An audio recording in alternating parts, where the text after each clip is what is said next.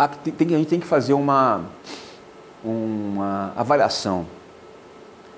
Pelo índice de analfabetismo, pelo índice de pouca leitura, pelo índice de pouca informação, as pessoas acreditam em tudo que vem. A TV, por exemplo, que é a maior fatia de informação hoje, a TV é uma janela aberta que você senta no seu sofá e fica vendo tudo que acontece ali. Se você não tiver o discernimento de entender o que se passa por trás daquilo, você vai acreditar piamente naquilo. Você vai acreditar piamente naquilo que está sendo mostrado para você. Seja pela Globo, pela Bandeirantes, pela Record, por qualquer emissora, você vai acreditar naquilo. Então, a manipulação, ela se dá mais em função de um povo pouco informado, de um povo pouco letrado, de um povo pouco esclarecido, do que mais pela emissora que a produz. Mas a emissora, ao produzir, ela faz essa manipulação, porque interessa a ela o consumo, a audiência, que em consumir na audiência existem mais recursos, e o que interessa para uma empresa privada é lucro, é recurso.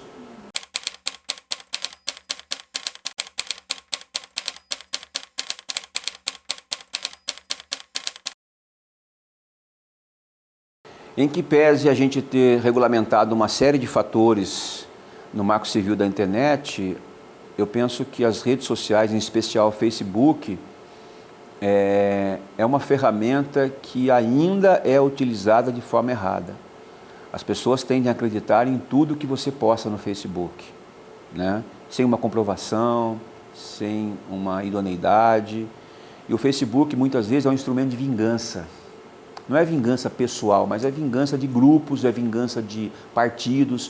O Facebook, ele carrega em si uma liberdade que, se não for uma liberdade controlada, uma liberdade educada, uma liberdade conduzida de forma responsável, esse território sem lei, ele vai ser, sob o ponto de vista de você não permitir que alguém controle, vai ser um fomento de guerras. E quando eu falo guerras, não no sentido bélico, eu falo de guerras no sentido intelectual, né? Facebook é importante. Quando ele surgiu com uma ideia totalmente diferente. Hoje, infelizmente, ele denigre a imagem de algumas pessoas por mera picuinha pessoal. Então, o Facebook é importante, como o Twitter é importante, como qualquer rede social é importante, mas desde que haja uma liberdade, eu não diria vigiada, mas uma liberdade controlada, uma liberdade responsável. Porque da forma como ele está hoje, qualquer coisa que caia no Facebook e que se dissemine de forma tão rápida como permite você cometer injustiças, permite você cometer arbitrariedades.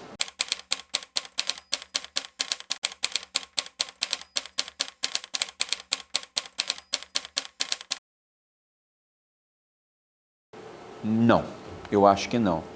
Vai reduzir consideravelmente, é óbvio, vai reduzir. Poucas pessoas querem pegar um jornal para ler, e é mais fácil você pegar na tela do seu celular, digitar na tela do seu celular e fazer a leitura disso, né? Mas eu penso que ainda a aura, essa coisa glamurosa de você pegar um jornal no final de semana, sentar na sua varanda com calma, com tranquilidade, ler os artigos opinativos, entender o que um ou outro pensa, para você inclusive ter subsídio para formar a sua opinião, para você compartilhar aquilo, eu acho que não, mas vai reduzir bastante, porque hoje a geração de hoje, as gerações, né, que estão vindo aí, são gerações imagéticas, são gerações rápidas, que querem consumo rápido, né? A gente percebe isso pelos alunos da faculdade. É tudo muito rápido, é tudo muito veloz. A pessoa não tem capacidade de pegar um texto com mais de 30 linhas para ler com calma e interpretar esse texto. Então, a gente vai ter que entender essa transição. Como escrever muito com poucas palavras. Porque o impresso, infelizmente, quando você pega uma análise mais criteriosa, é um texto longo, é um texto cheio de argumentos, as pessoas não estão preparadas para isso. Acabar não, mas vai reduzir bastante. O que o senhor acha sobre o diploma não ser mais obrigatório no exercício jornalístico? Eu penso que é um erro não ter a obrigação do diploma. A minha posição é isso, eu penso que é um erro. Primeiro, é um erro porque a pessoa não sai com formação técnica. Alguém pode falar assim, mas o advogado, ele pode ser jornalista porque ele sabe escrever, porque ele fez isso, ou o autodidata pode fazer isso. A minha experiência profissional de lidar com vários órgãos de comunicação e de jornalistas que não são jornalistas formados, diplomados, jornalistas que dizem que já se forjaram numa redação, elas não são experiências muito agradáveis. jornalistas que não têm capacidade de articular um pensamento, jornalistas que não sabem fazer o mínimo de critérios para escrever um texto, ou para falar, ou para se posicionar à frente de uma câmera.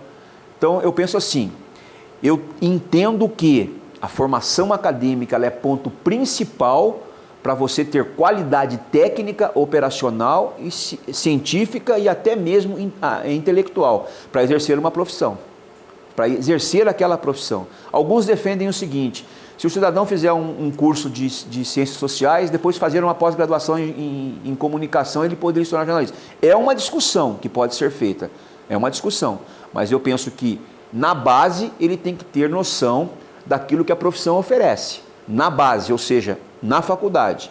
O diploma é essencial para a pessoa exercer aquela profissão, como em qualquer outra profissão, porque se você for usar pela lei do autodidata, por exemplo, eu posso entender o Código Penal, eu posso entender o Código Civil, o Código Tributário.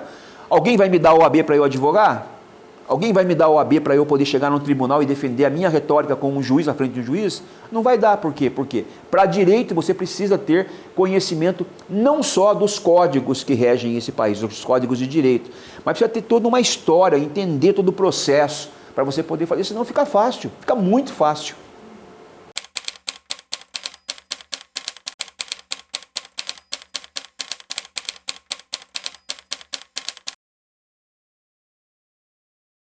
A TV Legislativa, a função básica, ao meu ver, é dar conhecimento, publicidade, principalmente dar prioridade para a informação oficial transparente para a comunidade.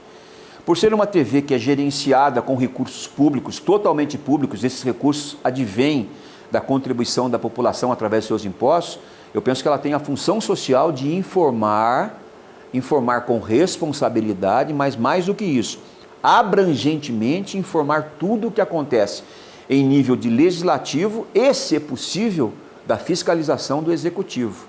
Tá?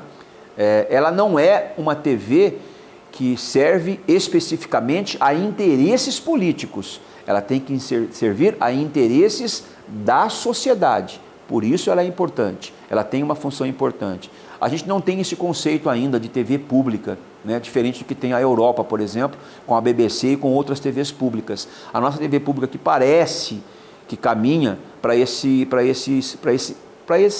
item, né? Para essa função, mas ainda não é.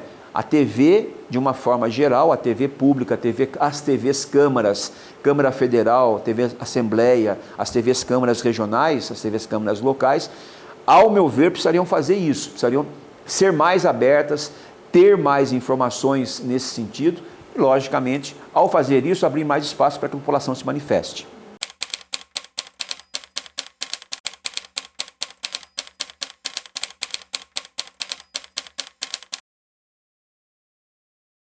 Eles não são preparados, mas eles são orientados a ter uma postura, porque jornalismo, tanto em emissoras públicas quanto em emissoras privadas, segue o mesmo trâmite, segue a linha editorial daquela emissora. Ele tem que estar preparado para isso.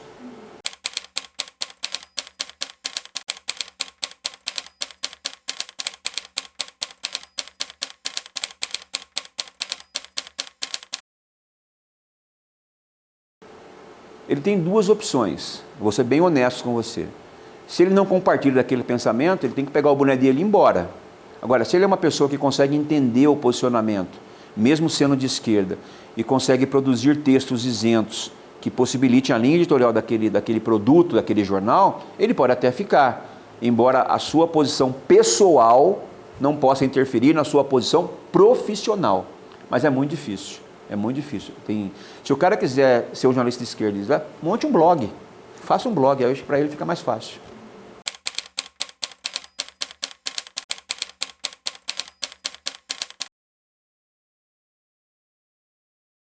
Nós, na década de 80, logo que eu assumi a reportagem da Rádio Difusora, as grandes empresas de automobilismo aqui, de automóveis aqui, de montadoras de automóveis aqui de Taubaté, costumavam convidar os jornalistas para eventos, para lançamentos, para eventos que eram feitos aqui em Taubaté, né?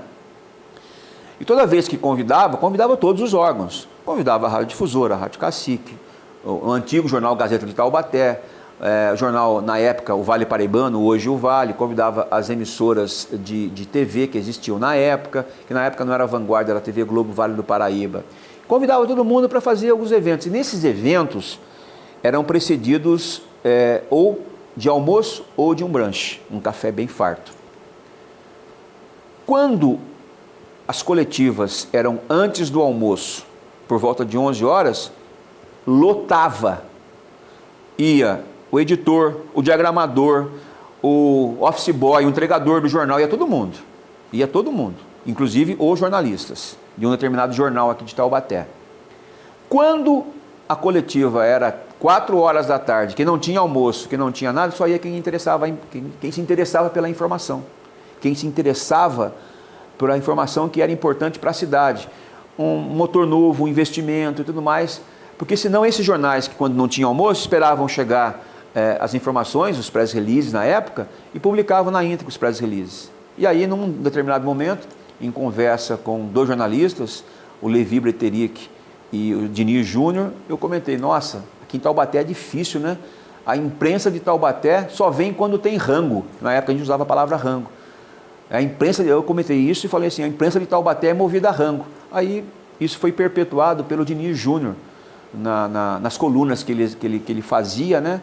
Para criticar alguns órgãos de imprensa. Ele passou a usar essa frase para criticar alguns órgãos de imprensa, levando a entender, dando a denotação da palavra rango como sendo dinheiro. Então só vai quando tem rango.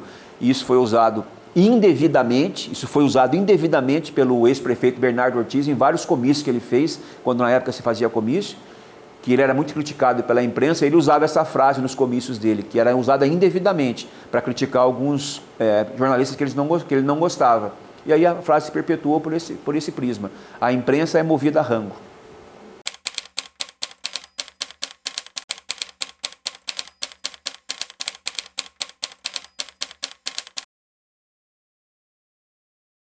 Um exemplo a ser seguido, olha, eu vou me recordar de uma pessoa que me ensinou muito, uma pessoa que foi ética, não foi meu professor, mas uma pessoa que foi ética, uma pessoa que tem uma história de vida muito famosa, um radialista chamado José Luiz da Silva. Ele foi vereador. Esse é um exemplo a ser seguido. Quando eu trabalhei com ele na Rádio Difusora, na época em que a Rádio Difusora tinha um Jornal da Manhã, que eu aprendi muito com ele, mais do que a informação, ele me ensinou uma coisa que a gente não perde, que é ética e credibilidade e honestidade. Aliás, são 3 pilares que mostram isso no dia a dia. José Luiz da Silva é um exemplo a ser seguido. E para quem não conhece José Luiz da Silva, basta você fazer uma rápida pesquisa para você saber quem foi. Foi vereador da Câmara de Taubaté, se eu não me engano, por uma legislatura apenas, mas foi e é um homem honrado, um homem que teve a sua vida integralmente dedicada à informação de forma responsável. O senhor acha que vivemos uma sociedade do espetáculo? Não, eu não acho. Eu acho que nós vivemos numa sociedade que clama por informação real. Se você levar em consideração e abrir sites, ver jornais, o espetáculo que a gente vê é o espetáculo triste da corrupção. Mas eu acho que não deve se conformar com isso. A gente não deve viver nesse aspecto, pensando que isso é um espetáculo. Se isso for considerado um espetáculo, eu acho que isso é um espetáculo muito feio, que a gente não deve levar em consideração isso.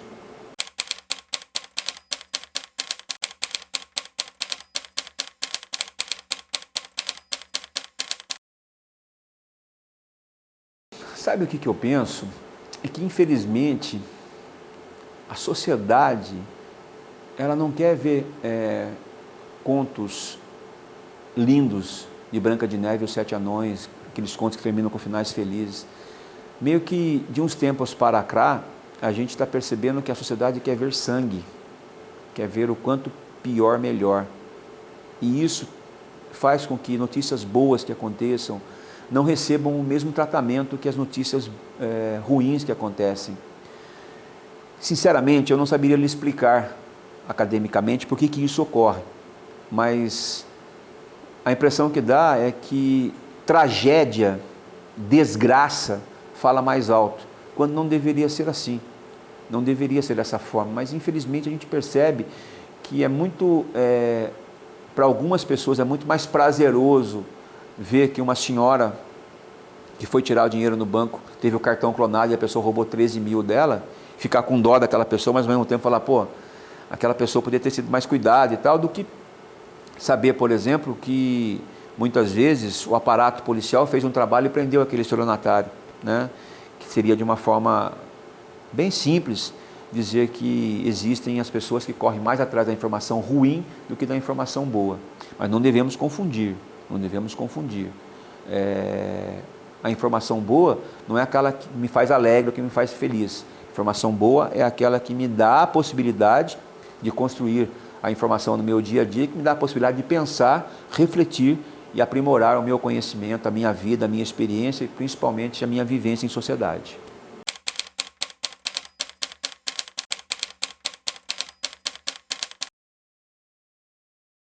Vale muito a pena, eu nunca desisti da missão, nunca desisti.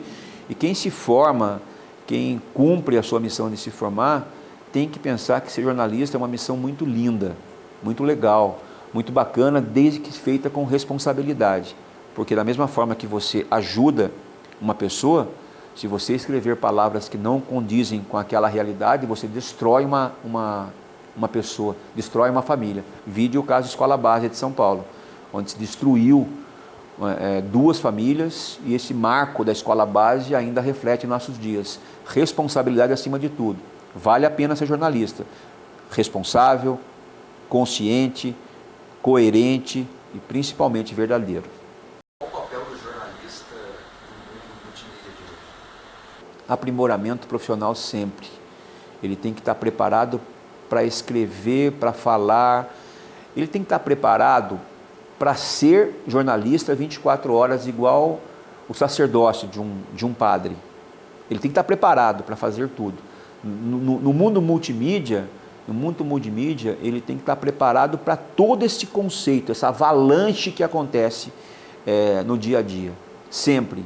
Ele tem que estar preparado e tem que se aprimorar a cada dia para ir a cada conceito novo, ele ter condições de desenvolver a sua prática jornalista com qualidade.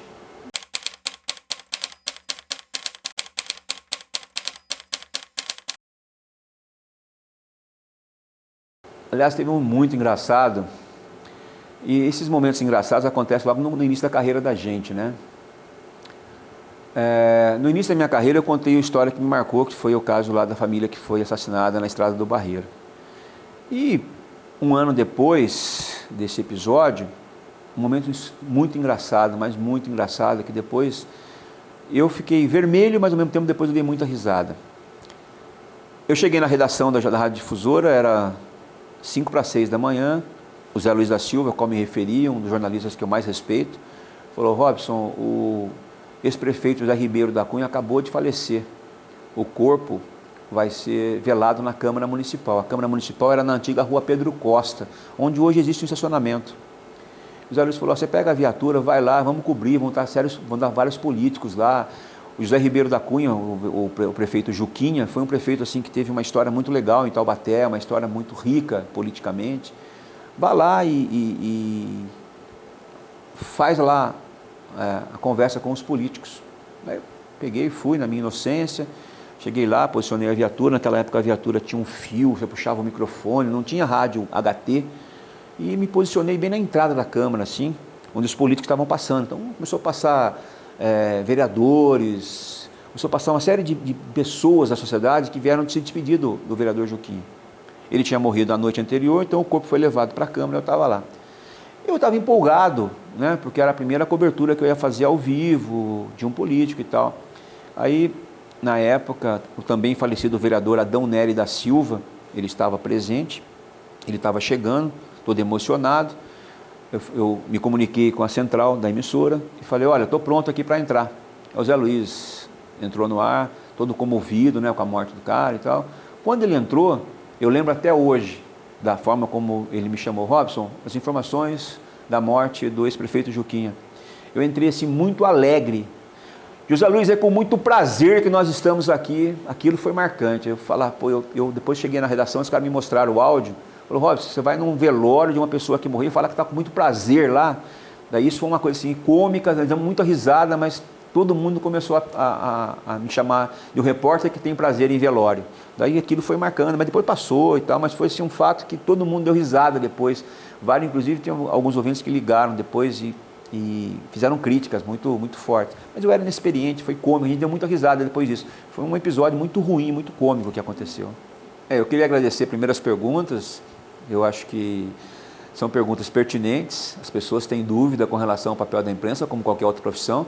Dizer que ser jornalista é uma dádiva, se você tem o dom, se você descobre esse dom, procure se aprimorar sempre, procure ser você sempre, procure ser honesto com você, com os seus princípios, com a sua vida, com a sua experiência, porque eu acho que cada sociedade merece ter um jornalista atento, um jornalista ou vários jornalistas que fiquem atentos, porque é importante saber que a informação contribui para a sua vida, contribui para o seu crescimento, contribui para a sua vivência, para a sua sociedade, enfim.